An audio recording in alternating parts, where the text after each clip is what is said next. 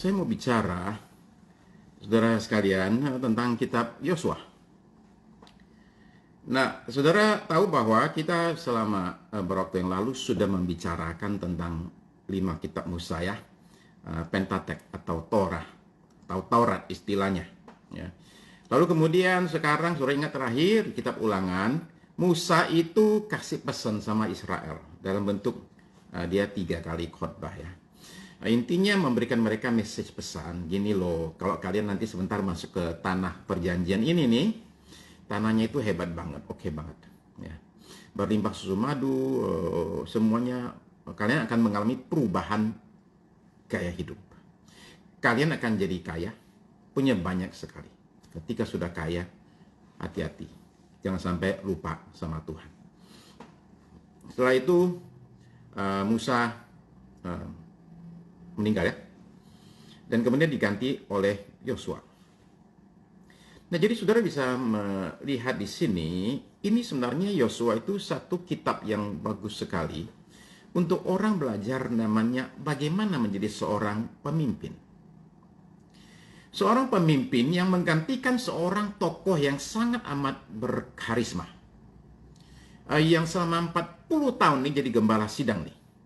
Lalu kemudian sekarang gembala sidang yang senior ini sudah waktunya dia berlalu, sekarang gantikan dengan ini nih, asistennya ini nih. Nah, bagaimana caranya si asistennya ini?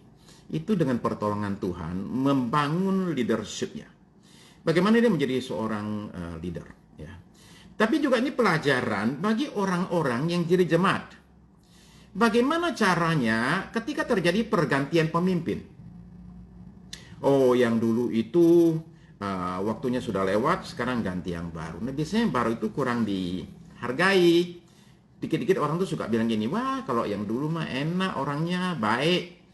Yang sekarang ini, aduh kita ngomong aja susah. Ya, selalu ada pembandingan demikian. Bagaimana caranya? Bukan hanya menjadi seorang pemimpin. Orang tuh terlalu banyak bicara. Bagaimana cara menjadi pemimpin? Tapi orang kurang banyak bicara, bagaimana caranya menjadi pengikut. Jadi kita tidak boleh hanya bicara soal leadership. Kita mesti bicara juga soal followership. Tidak hanya bicara bagaimana menjadi pemimpin, tapi juga bagaimana menjadi pengikut. Karena banyak orang itu nggak tahu caranya ngikut. Dia bukan ngikut, dia merongrong dari belakang. Dia punya agenda sendiri. Di depan sana pemimpin lagi jalan, di belakang dia di sini nih kasak kusuk nih, gangguin sepanjang jalan. Jadi sekali lagi ya, jangan hanya berusaha belajar menjadi seorang pemimpin. Sebelum orang menjadi seorang pemimpin yang baik, dia harus pertama-tama menjadi seorang pengikut yang baik. Dia mesti pernah latihan jadi pengikut dulu, supaya dia bisa ngerasain kayak apa jadi pengikut, gimana rasanya menjadi pengikut.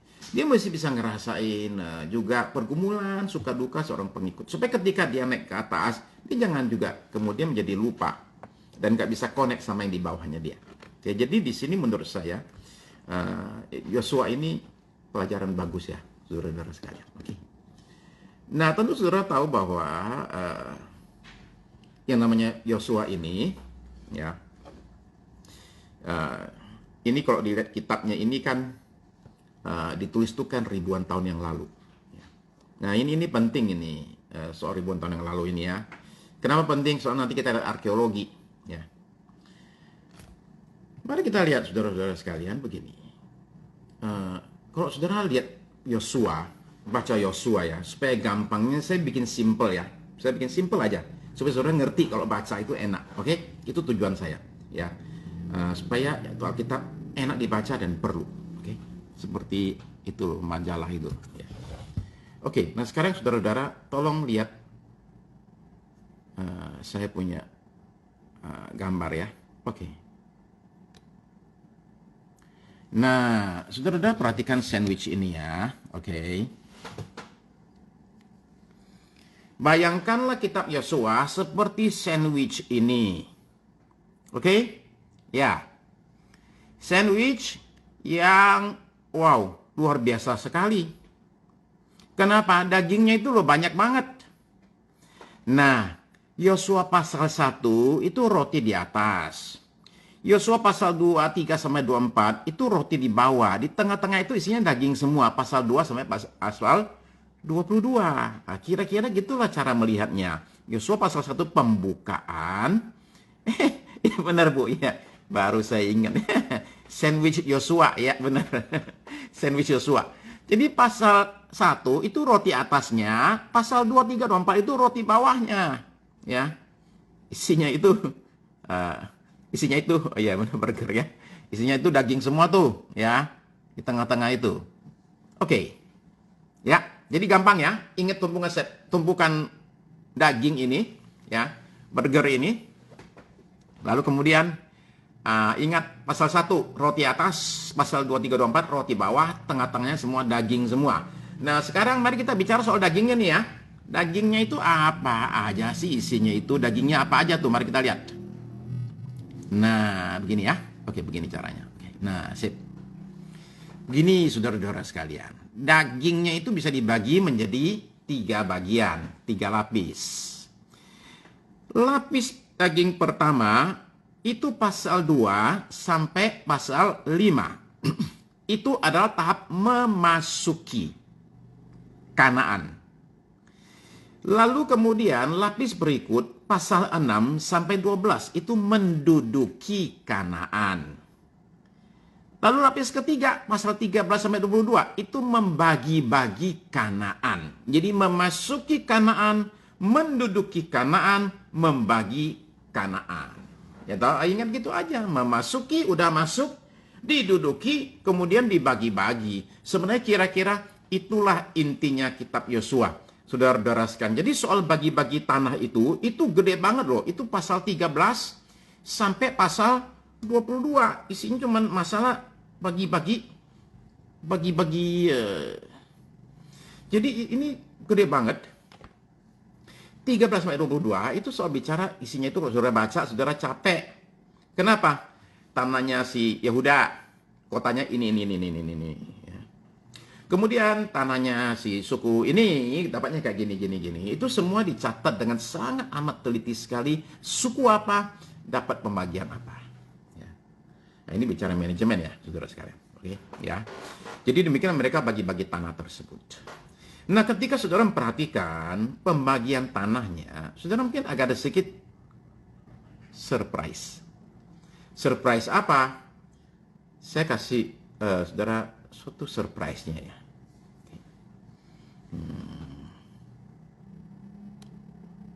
Nah, ini dia. Oke, apa sih surprise-nya? Saya terangin dikit ya. Nah, oke, perhatikan ya, Bapak Ibu sekalian. Sebelah kiri ini adalah Israel pada zaman sekarang. Jadi saudara-saudara bisa melihat di utara ini Libanon, terus Suria, terus ini Yordania, terus ini Mesir. Jadi gampang dilihatnya Israel itu bentuknya itu lurus aja, terus bawah ini meruncing, ya, meruncing sampai kepada satu kota Taba ya di perbatasan itu, oke? Dan kemudian ada Elat di situ di pinggir laut. Nah, jadi itulah Israel zaman sekarang. Melihatnya itu gampang karena begini, ini ada satu danau di sini. Ini danau ini namanya Laut Mati. Kemudian di atasnya ada satu danau kecil lagi, ini namanya Danau Galilea. Ya. Nah, Danau Galilea ini nyambung sama Laut Mati, saking gedenya disebut Laut Mati. Nah, antara dua danau ini dihubungkan oleh satu sungai namanya Sungai Yordan. Jadi Sungai Yordan itu aneh. Dia dari Gunung Hermon di daerah di sini, kemudian masuk ke Danau Galilea, kemudian dia turun ke Laut Mati dan berakhir di situ.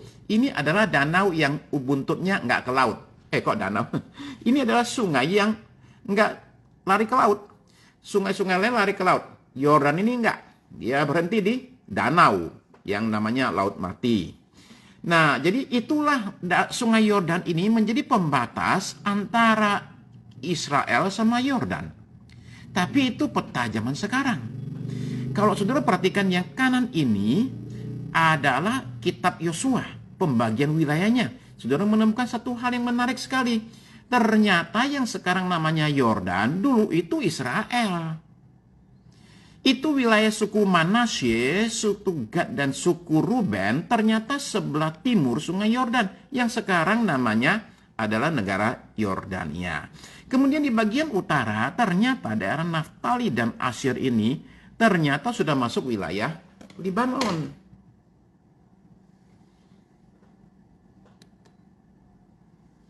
Nah, jadi menarik ya. Israel itu yang zaman dulu itu sebenarnya jauh lebih luas daripada yang sekarang. Bahkan saudara akan menemukan bahwa pada zaman Raja Daud, Eretz Israel itu atau Israel Raya itu ternyata sampai sungai Efrat. Jadi wilayah Israel yang paling luas pada zaman Raja Daud adalah terbentang dari Laut Tengah sampai kepada yang sekarang namanya Irak. Sampai sungai Efrat. Wilayahnya itu lumayan luas. Ya. Mencakup yang sekarang beberapa negara. Ya. Kok bisa pindah, Pak?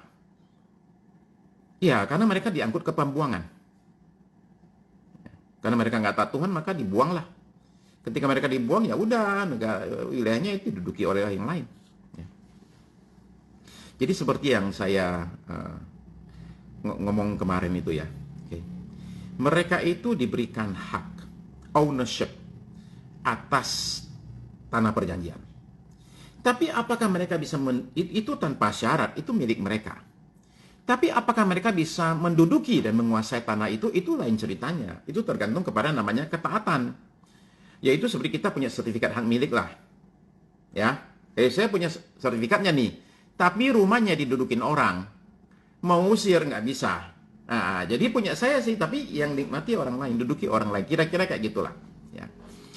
Jadi sertifikat hak miliknya selalu kepada bangsa Israel. Tapi yang duduki siapa? Macam-macam gonta-ganti. Tergantung kepada apa? Tergantung kepada ketaatan Israel. That's it. Ya. Nah, jadi ingat ya, Yosua itu seperti sandwich atau burger. Okay. Rotinya tipis, daging tebal. Daging tebal dibagi 3. Memasuki Kanaan, menduduki Kanaan, membagi-bagi Kanaan. That's it. Oke. Jadi bacalah Yosua. Saya mau tanya Bapak Ibu sekalian ya. Apa yang Bapak Ibu paling ingat dari kitab Yosua? Bagian mana tuh yang paling diingat tuh? Saya bisa kira-kira lah. Bapak Ibu paling ingat apa dari kitab Yosua? Saya bisa kira-kira. Apa? Yeriko. Temboknya runtuh. Itu dari sekolah minggu kita udah diajar buat yang dari kecil Kristen ya. Saya sih nggak pernah sekolah minggu ya. Kecil ateis. Ya Yeriko, oke. Kemudian ada lagi nggak yang lain yang saudara-saudara ingat? Biasanya ya, yang diingat itu matahari disuruh berhenti ya oleh Yosua.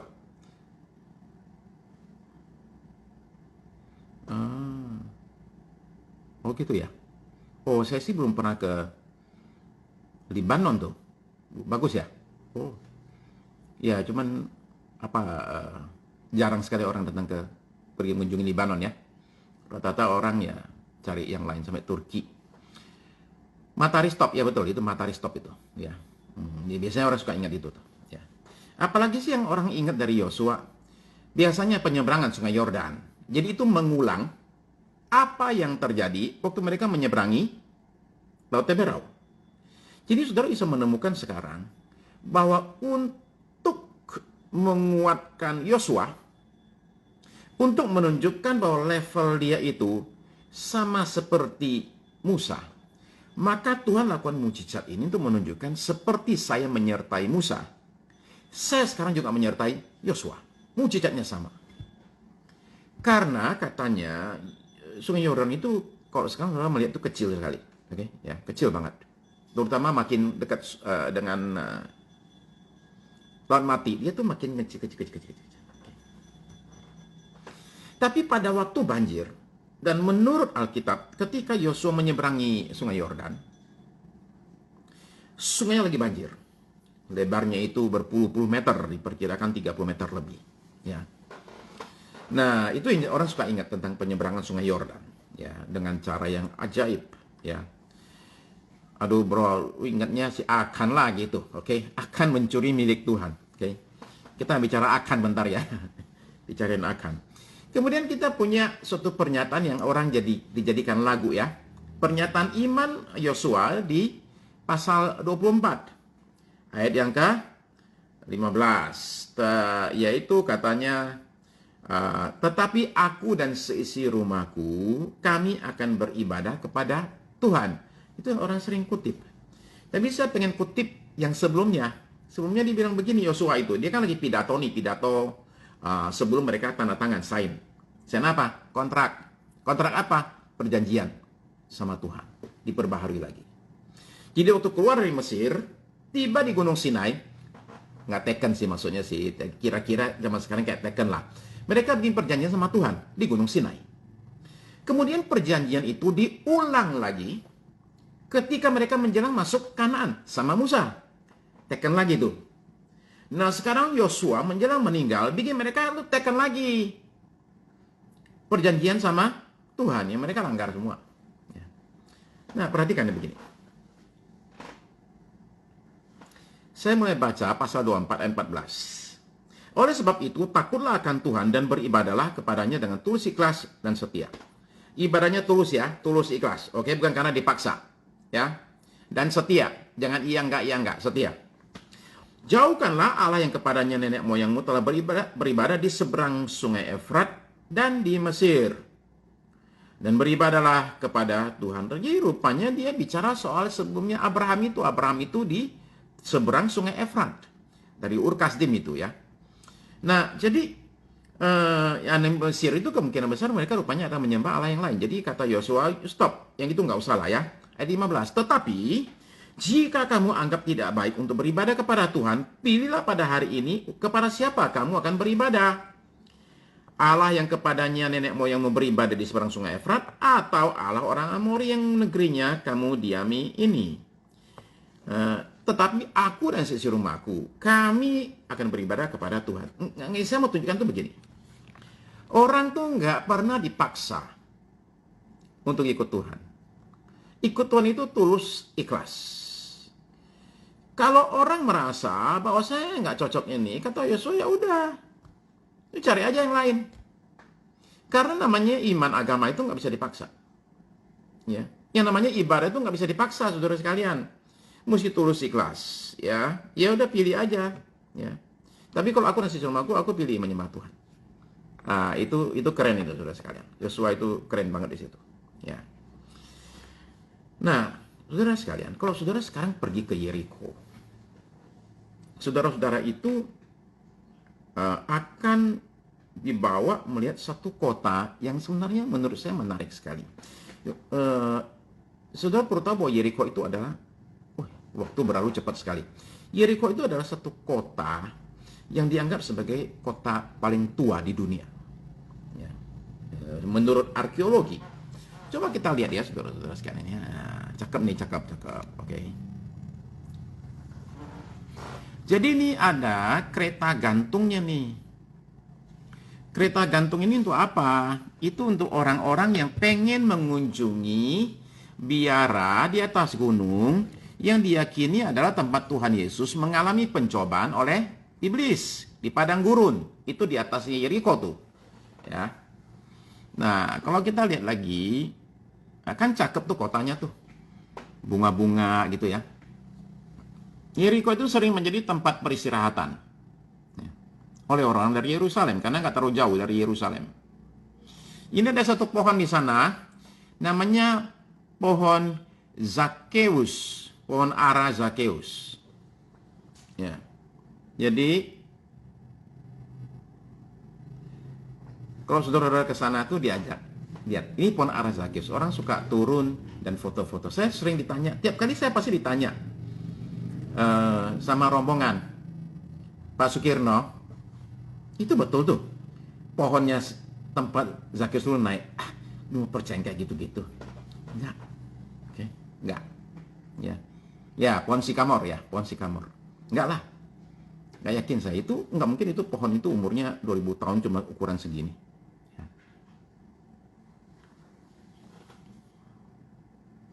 Di tengah kota, dan saya yakin saudara yang pergi ke Yeriko nggak akan dibawa ke tempat ini. Oke, paling lewat doang. Ini ada satu dalam istilah arkeologinya adalah tel. Tel itu semacam kayak seperti istilahnya apa ya? Semacam tempat yang agak tinggi lah, bukit kecil gitulah ya, bukit kecil gitu. Ya. Ini tengah kota nih. Cuma yang jarang orang lihat. Ini kalau dari atas ya. Nah, ini dia dari samping. Oke. Nah, jadi ini adalah suatu tempat yang sudah digali bolak-balik. Digali bolak-balik oleh para arkeolog. Dan mereka menemukan beberapa hal yang menarik sekali. Oke? Mereka menemukan bahwa ternyata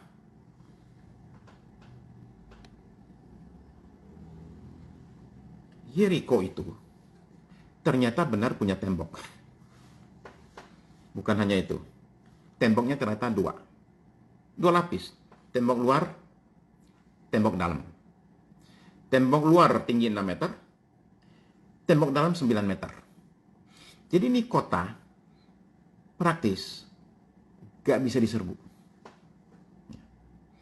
Karena dia tidak, karena lapis duanya ini. Ya.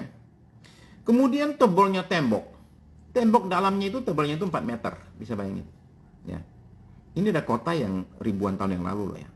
Kita bicara tahun kira 6000 sebelum Masehi ya, 8000 tahun yang lalu. Kemudian tembok bagian luarnya itu kira 2 meter. Nah, antara dua tembok ini ada rumah-rumah.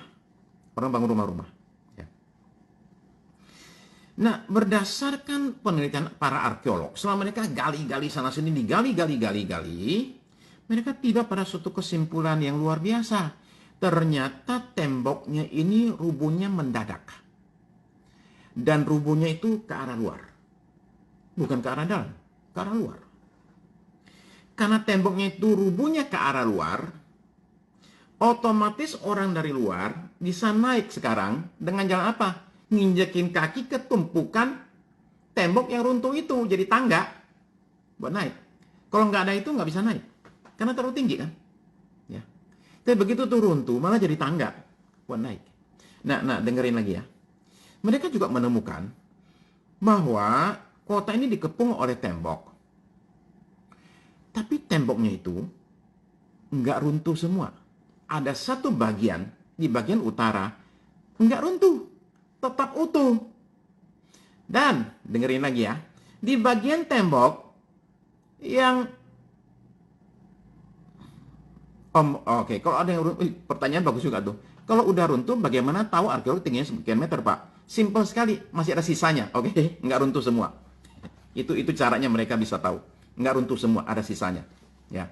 Nah, jadi contoh ini ya, bagian luarnya itu ternyata tidak runtuh. Bagian utara. Sebagian nggak runtuh. Dan tidaknya itu. Mereka menemukan di situ, mereka tahu ada rumah. Ternyata ada rumah. Ya. Nah, kalau kita kaitkan dengan kitab Yosua, simpel sekali.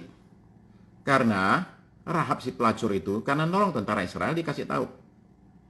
Ya. Kamu nggak akan diapa-apain. Jadi ketika temboknya runtuh, semuanya runtuh, punya Rahab nggak runtuh. Ya. Nah, berikutnya. Bukti-bukti penggalian menunjukkan bahwa kota ini dibakar habis. Ini saya buat bukti ya. Ya. Sisain dikit supaya kita zaman sekarang ini jadi percaya bahwa itu benar. Sisain. Benar juga tuh. Bukti-bukti penggalian menunjukkan kota ini dibakar habis. Nah, tolong ingat Yosua pasal 6 ayat 24. Kata Yosua, bakar semua. Habisin semua. Ya. Nah, oke. Tolong perhatikan sesuatu yang menarik sekali. Bahwa ketika digali, ditemukan tong-tong tempat gandum, isi gandum, dan full. Kok bisa full ya? Begini, saudara sekalian. Yosua menyerbu Yeriko pada waktu musim panen. Ada disebut tuh. Ada disebut, ada. Lagi musim panen. Jadi orang baru habis panen, jadi tong-tong makanan penuh nih. Ya. Tempat makannya Persia mereka penuh. Baru habis panen. Dengerin baik-baik.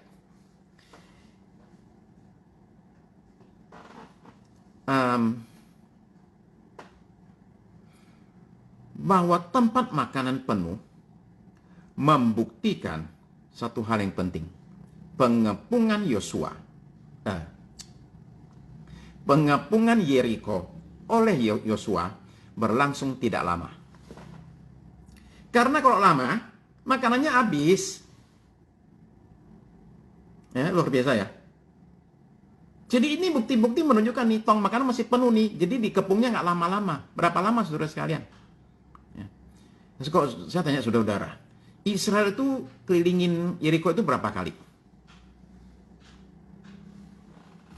Kalau saudara boleh tebak berapa kali?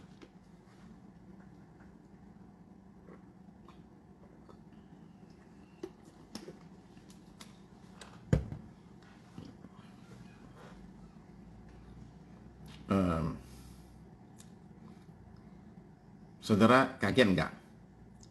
Kalau saya kasih tahu, lah ini Pak Pendeta yang jawab lah. Ya banyak orang kan bilang 7 kali, 13 kali. Itu 56 dari mana tuh? 56 itu. Ya. 13 kali karena 6 hari, 6 kali, sekali, 6 kali. Pada hari ke-7, kelilingnya 7 kali. Hitungnya begitu. Jadi 6 hari pertama, keliling sekali. Sehari sekali. Kan jadi 6 kali. Lalu kemudian pada hari ke-7, kelilingnya 7 kali. 6 tambah 7, 13 kali. Ya. Nah, jadi karena itu pengepungannya itu cuma seminggu. Maka makanannya masih banyak. Oke? Nah, saudara sekalian, begini. Pertanyaan. Makanan itu barang penting. Ya, 7 hari. Ya, itu 7 hari, betul. 7 hari. Dikepung selama 7 hari. Ya. Jadi kenapa makanan nggak diambil? Makanan kan penting. Tapi saudara ingat perintah Tuhan ya. Ada jalan tertentu diambil. Tapi yang lain bakar habis. Kecuali ada satu orang, si Akan itu tuh. Akan itu matanya itu melihat, dia ngomong, aku lihat selembar kain. Ya. Dia ambil kain itu. Dia lihat lagi emas. Dia ambil itu. Sembunyi-sembunyi. Dia tanam di kemahnya itu. Di tanah, di tendanya itu. Gara-gara satu orang itu, pada waktu Israel alami kemenangan begitu hebat, bayangin Yeriko itu sekali lagi, secara manusiawi itu nggak bakal tembus. Temboknya terlalu kuat. Lalu kemudian keliling, tahu-tahu runtuh semua. Jadi orang, kalau saudara jadi kota tetangga, apa saudara nggak? Kata orang, jiper, ngeper, atau apa tuh? Pokoknya gitu. Saudara kedebak-kedebuk, begitu tahu Israel datang. Kenapa? Yeriko aja habis sama dia, kita. Nah, jadi karena itu ketika kota berikut namanya Ai, ketika kalah Yosua itu panik. Kenapa panik? Karena reputasi udah dibangun begitu tinggi, udah ngalahkan Yeriko yang hebat. Ai itu kota kecil banget, tinggal digilas. Kalah. Jadi bagi Yosua ini bahaya. Bahaya apa? Orang jadi nggak takut lagi sama kita. Efek gentarnya hilang. Maka dia langsung tersungkur hadapan Tuhan dan dia tanya, Tuhan, kenapa bisa begini? Dan Tuhan kasih tahu, ada yang melanggar. Oke. Maka dicarilah, baca sendiri ya pasal 7. Cari, ketemulah si Akan, ya. Ketemulah si Akan, dan kemudian dia ngaku terus terang, ya itu saya memang ada ngumpetin. Oke. Yosua bilang, ambil semuanya, dia sama keluarga semua. Tendanya dibawa, hartanya dibawa, keledainya semua dibawa. Dan dia bilang, kamu satu orang bikin celaka satu bangsa. Perhatikan ya, kata-katanya itu. Mungkin bisa berlaku ya, siapa tahu di negara lain gitu loh. Yang ada satu orang suka bikin susah banyak orang. Saudara ngerti kan? Karena di negara-negara mana tuh kadang-kadang ada satu orang loh yang bisa bikin susah banyak orang.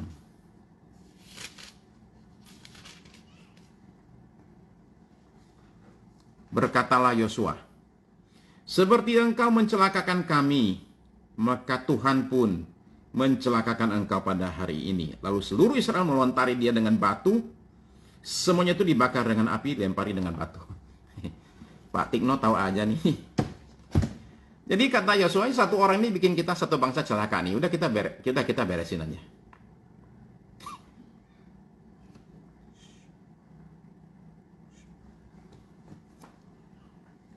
Dalam ini.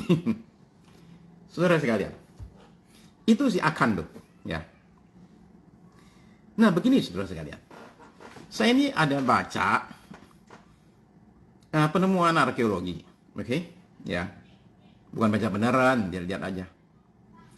Jadi menurut salah satu yang gali, Catherine Canyon, dia menemukan ini bukti tembok runtuh dibakar semua, dia yang nemuin. Tapi menurut dia ada bukti-bukti bahwa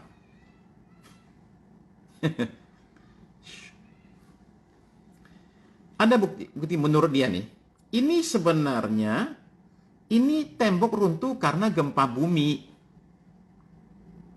Ya, karena gempa bumi. Nah, saya ini punya sesuatu pandangan yang simpel sekali. Gempa bumi, oke. Tapi kok gempa bumi bisa pas ya? Pas. Israel itu kepung pas ke-7 kali bisa pas. Goyang gitu loh. Ya. Nah, saudara jangan heran kalau saya mengatakan, saya bisa terima. Kenapa? Karena ketika Israel menyeberangi Laut Teberau, jelas Alkitab katakan bahwa Tuhan bilang sama Musa, ya, supaya dia itu doa gitu, itu ada angin katanya. Itu dicatat jelaskan Alkitab, angin kencang banget bertiup sehingga terbelahlah itu laut tersebut. Oke? Ya, jadi Tuhan bisa pakai fenomena alam menyatakan karyanya, bisa. Cuman kan sekali lagi, kok bisa pas Musa doa mendadak anginnya nongol? Kenapa nggak dari kemarin nongolnya? Sudah ngerti ya? Mujizatnya adalah pas dibutuhkan terjadi. Itu mujizatnya. Nah, saudara sekalian, kita punya waktu ini. Saya nggak tahu, saya rasa saya punya jam ada masalah ya, terlalu cepat ya. Oh, betul, perlu lebih dari 1 jam. Oke, jadi agak santai sedikit. Ya, nggak usah buru-buru ya. Oke, jadi itu penggalian arkeologi tentang Yosua. Nah, begini saudara sekalian.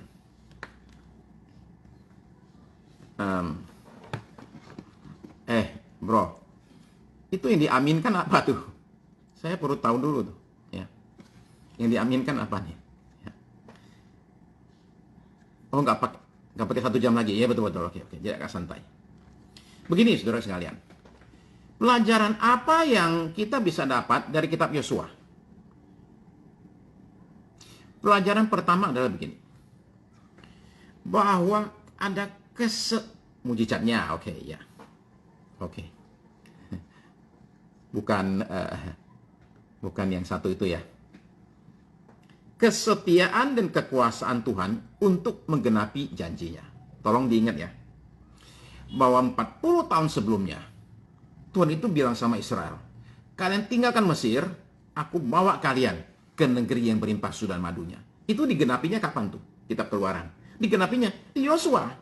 Jadi ketika orang baca Yosua, orang tuh melihat penggenapan dari suatu janji Tuhan yang diberikan 40 tahun sebelumnya. Kadang ya, kitanya sendiri udah lupa sama janji Tuhan. Tuhan enggak loh. Dia enggak lupa sama janjinya. Jadi Tuhan itu setia. Tapi dia tidak hanya setia. Dia juga punya kuasa untuk menggenapi janjinya. Karena kadang-kadang orang setia banget tapi nggak punya kuasa.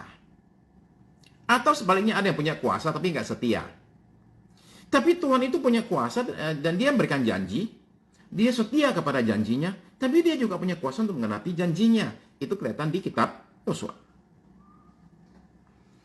Nah, saudara-saudara juga menemukan di sini tentang bahayanya dosa dalam hidup manusia ya. Oke. Akan itu adalah contoh bagaimana seorang membuat suatu dosa dan kemudian satu bangsa bisa menanggung akibatnya. Jadi orang yang tidak berdosa pun jadi ikut. Kena gara-gara dia. Maksud saya begini saudara sekalian. Kalau orang bikin salah, dia aja yang nanggung ya udah. Tapi ini kan seringkali orang lain yang nggak bersalah ikut menanggung. Kan kasihan. Nah, saya bicara kepada saudara sekalian ya. Oke, ini kita bicara dari hati ke hati ya, saudara sekalian. Beginilah. Ada dosa tertentu yang dirancang. Saudara ngerti ya? Kadang-kadang kayak gini loh, kayak pembunuhan. Itu ada pembunuhan yang nggak direncanakan. Kita nggak kepikiran, seseorang itu nggak kepikiran bunuh orang. Tapi karena suatu situasi, mungkin dia diserang, dia bela diri, jadi dia jadi bunuh orang. Oke? Itu pembunuhan tidak direncanakan. Tapi ada pembunuhan yang direncanakan, dipikir dari jauh hari. Ntar gue bunuh kayak gini, ya gitu, oke? Ya. Nah, saudara perhatikan juga, menurut saya termasuk seperti perselingkuhan. Ya, itu ada dipikir sebelumnya. Ya. Jadi untuk hal demikian ya, hal dosa-dosa yang dipikir sebelumnya, saudara sekalian begini loh. Kita itu mesti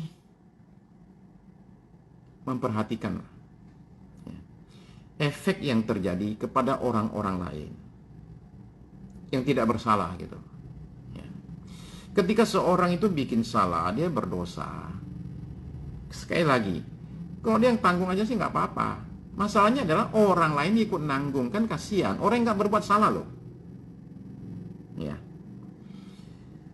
Jadi tolong dipikir itu, ya, efek perbuatan seseorang itu. Dia yang salah, orang lain ikut menanggung. Dia yang makan nangkanya, orang lain yang ikut kena getahnya. Ya. Jadi orang perlu perhatikan hal demikian. Pikirkan akibatnya, efeknya daripada suatu tindakan kita. Ya. Nah, saudara sekalian, begini. Yosua itu juga mengajar kita tentang pentingnya namanya langkah iman. Langkah iman itu begini loh. Ya. Seseorang itu mesti, kalau saudara perhatikan nanti, kalau saudara umpama ikut ibadah GB Putra hari Minggu ya, kalau saudara ikut di YouTube, saya bicara dari Mazmur 23. Saya bicara tentang dua hal. Percaya total kepada gembala dan taat total kepada gembala. Ya. Percaya total kepada Gembala Agung kita Tuhan Yesus. Tapi seseorang dari percaya total mesti berpindah kepada ketaatan. Karena ketaatan adalah tindakan iman. Karena kita semua tahu ini, kata-kata ini, iman itu tanpa perbuatan adalah mati. Nah, Yosua ini mengajar kita. Tuhan itu kasih kita janji. Tapi dirimu sendiri harus mengambil langkah iman untuk menerima janji itu. Israel itu perlu masuk ke tanah Kanaan. Israel itu perlu berperang. Akan ada korban dan lain sebagainya. Tapi sudah mesti tahu loh, ini tanah milik kalian. So go and take it. Nah, jadi langkah iman kita ini penting, saudara sekalian. Jangan sampai kita ini hanya beriman, tapi nggak melangkah, akhirnya nggak dapat, kemudian marah-marah. Ya. Lalu lihat juga, saudara sekalian, ketika menyeberangi Sungai Yordan yang terbelah itu, saudara perlu perhatikan loh ya. Yosua itu dikasih tahu, turun ke sungai. Nanti sungainya aku belah. Jadi turun dulu baru kebelah. Itu beda dengan Musa. Belah dulu, baru kita turun. Yosua, lu turun dulu, aku belah. Kalau saudara jadi Yosua, dikasih tahu Tuhan gini, Yosua, kamu turun ke sungainya, nanti aku belah. Saudara kira-kira mau apa enggak?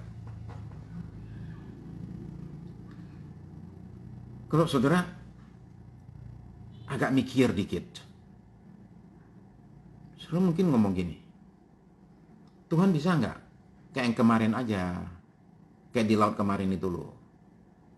Tuhan tolong belah dulu sungainya, baru kita lewat. Jangan sekarang, suruh turun dulu, basah dulu, baru dibukain. Ya. Jadi adalah penting saudara sekalian untuk kita ini menyadari bahwa iman itu diwujudkan dengan langkah ketaatan. Ya. Nah, dasarnya kita manusia, kita itu bukan tipe orang yang percaya taat, maksud saya. Kita bukan tipe orang yang percaya taat. Ketaatan itu adalah pergumulan buat semua manusia. Ketaatan itu hanya bisa terjadi kalau ada kematian. Kematian apa? Kematian keakuan. Akunya mesti mati, baru orang bisa taat.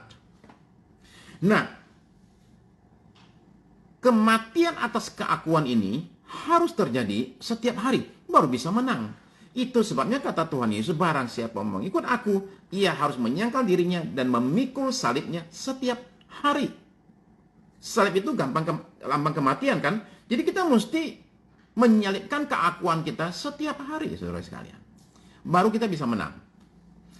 Nah, ngider nih, panjang nih. Anyway, kembali ke soal nyebrang sungai. Jadi kalau Yosua bilang, Tuhan, tolonglah, belah dulu lah. Apa susahnya buat Tuhan? Belah dulu baru aku masuk. Tuhan bilang, enggak. Lu masuk aja, nanti aku belah.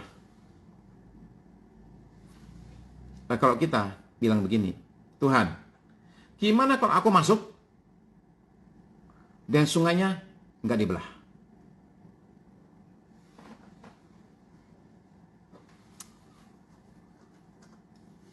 Saudara sekalian, iman itu ada unsur resiko.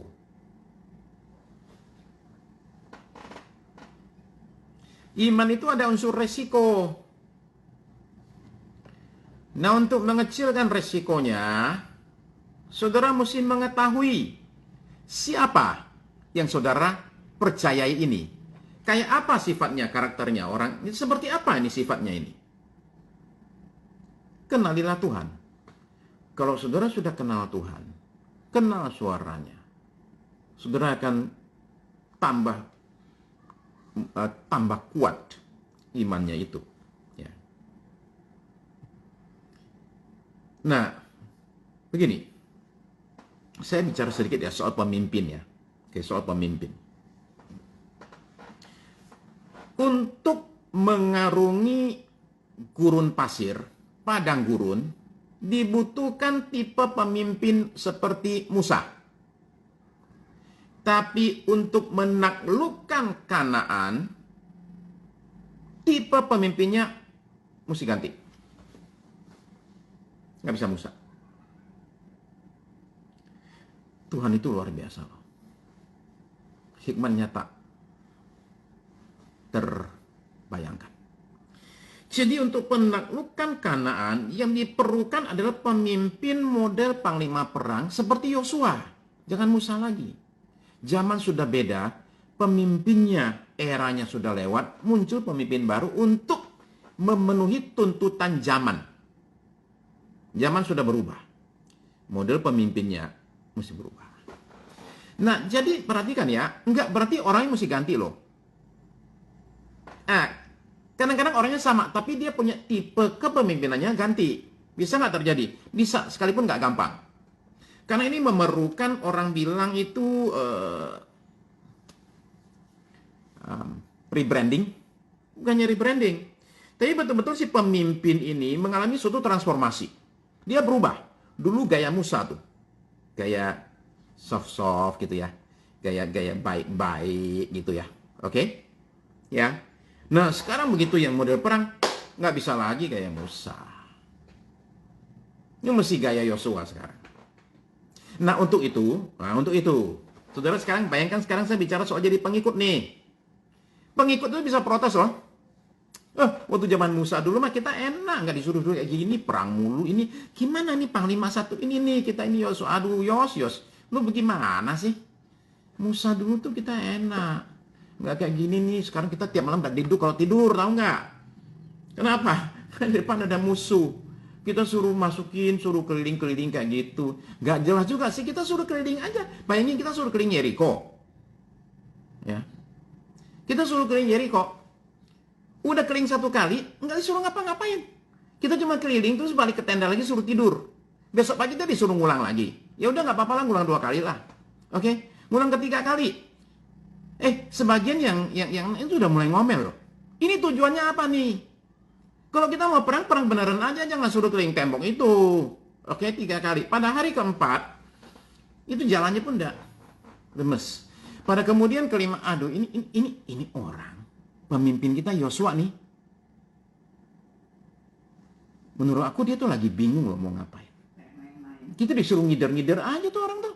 Besoknya suruh ngider lagi. Tuhan tolong. Pemimpin macam begini. Gila loh, kita ini perlu. Bang Yos ya? Bang Yos kayak koboi. Kita ini perlu ketegasan, tahu nggak? Tegas, pemimpin tegas. Ini ngider. Kemudian pada hari ke-7, ngindarnya 7 kali. Nah, komplain lagi tuh. Kemarin cuma sekali, sekarang 7 kali. Dia nggak ngira, dia nggak tahu ya. Capek tahu nggak? Ngider kayak gitu, nggak jelas tujuannya. Saudara ngerti ya? Bahwa pada saat pemimpin berganti, ataupun gaya pemimpin berganti, pengikutnya ini penting sekali untuk bisa percaya kepada pemimpin. Saudara sekalian, kalau saudara nggak bisa percaya sama pemimpin saudara, mending saudara jangan ikut dia.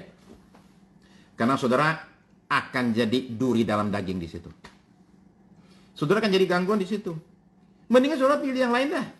Cari pemimpin yang lain aja. Kalau nggak bisa percaya sama yang di atasnya saudara, cari yang lain. Lebih baik saudara di bawah orang yang saudara bisa percayai. Ya. Kalau enggak, saudara menderita. Yang saudara ikuti sama menderita juga. Ini ngomong rada keras ya.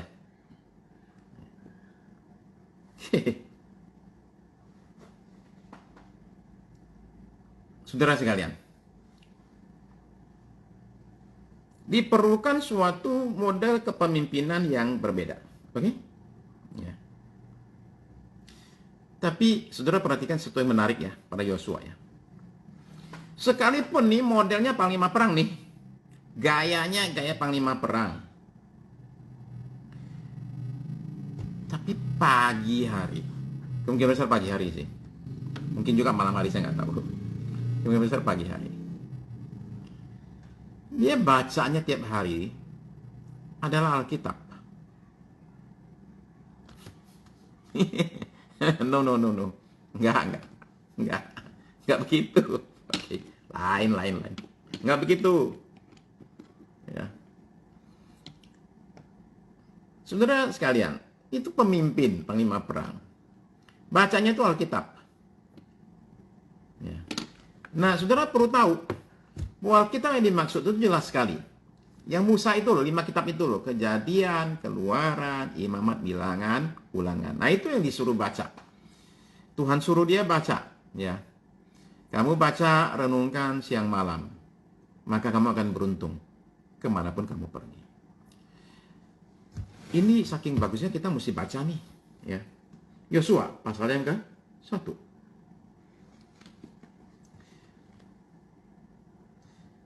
Yosua 1 ayat 8. Janganlah engkau lupa memperkatakan kitab Taurat ini, tetapi renungkanlah itu siang dan malam, supaya engkau bertindak hati-hati sesuai dengan segala yang tertulis di dalamnya. Sebab dengan demikian perjalananmu akan berhasil dan engkau akan beruntung.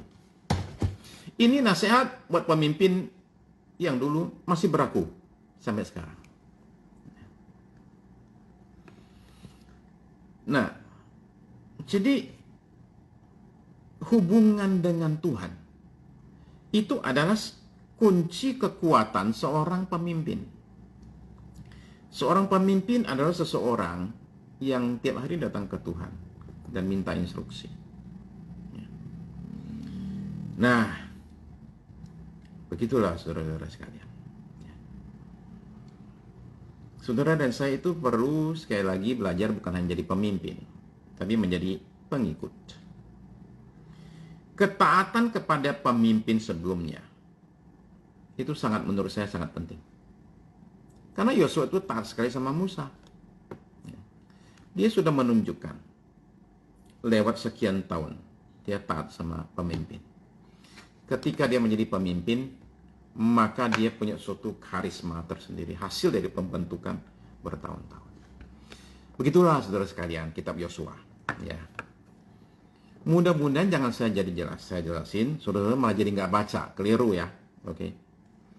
Bacalah Yosua. Ya, saudara sekalian.